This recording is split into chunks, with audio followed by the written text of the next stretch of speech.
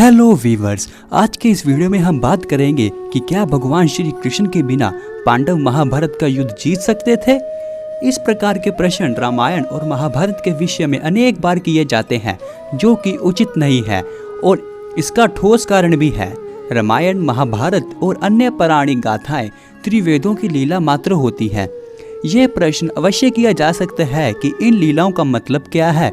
इसका उत्तर यह है कि प्रत्येक लीला के पीछे ईश्वर द्वारा लोक कल्याण छिपा होता है। इन लीलाओं में ईश्वर को भी सुख दुख की अनुभूति करनी पड़ती है। रामायण, महाभारत आदि कथाओं में जितने भी पात्र रहे हैं वो किसी न किसी देव, गांधर्व, यक्ष आदि के अवतार रहे हैं। श्री राम अथवा श्री कृष्ण जिनके भी साथ या विरुद्ध रहे हों, वो उनके ही अंश हैं। यदि आपने भगवत गीता एक बार भी पढ़ी है तो आपको इस प्रश्न का निरर्थक मतलब पता ही होगा। श्री कृष्ण का जन्म ही धर्म की स्थापना के लिए हुआ था। यदि श्री कृष्ण भी बलराम की तरह तीर्थ यात्रा पर चले जाते तो उनके अवतार लेने का कोई मतलब ही नहीं होता। कहते हैं कि भगवान कृष्ण के बिना एक पत्ता तक नहीं हिलता।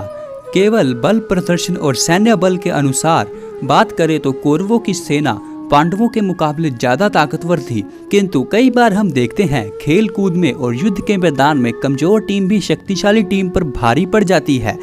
इसका यह मतलब है कि आखिर किसी भी कार्य में फल तो भगवान ही देते हैं। कृष्ण भगवत गीता में कहते हैं, तुम्हें अपने कर्म करने का अधिकार है, किंतु कर्म के फलों की तुम अधिकारी नहीं हो।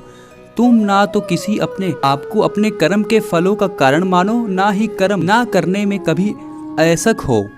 इसलिए किसी भी अवस्था में फल तो भगवान ही देते हैं। बस हम भ्रम में हैं कि फल हमारे हाथ में है। यही बेवकूफ़ी दुर्योधन ने की थी।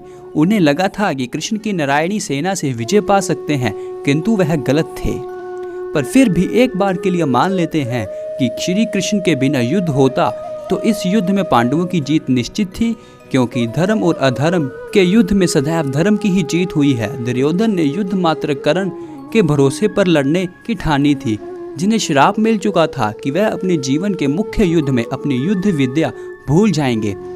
शिवा अवतार अश्वत्थामा जो कि अमर हैं, उनसे भी कोई विशेष फल प्राप्त नहीं होता, क्योंकि जलंधर, आंधक और अन्य शिवांश अवतार की मृत्यु ही प्राप्त हुई जब उन्होंने अधर्म पर चलने की ठानी।